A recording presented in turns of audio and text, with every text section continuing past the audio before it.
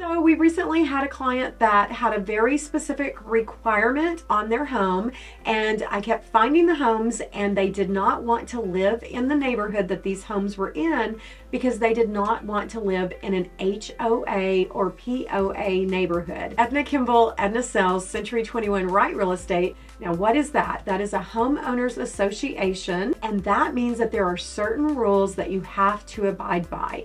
Now, we were able to overcome those because the client just could not figure out why they would be willing to buy in a neighborhood and let someone else tell them what they could or couldn't do. There is also the HOA, but also a POA. And the POA I like to think of as protective. And the protective covenants means that your neighbor across the street cannot put a 12-foot football logo in their front yard that maybe blinks on and off all night long.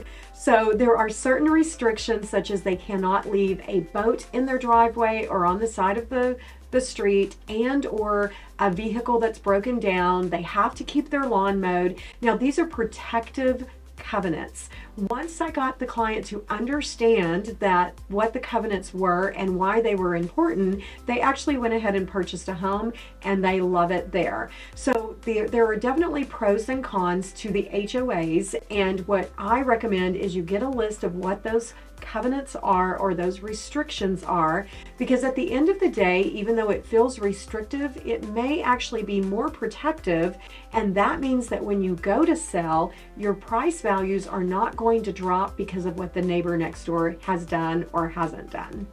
Thanks, everyone.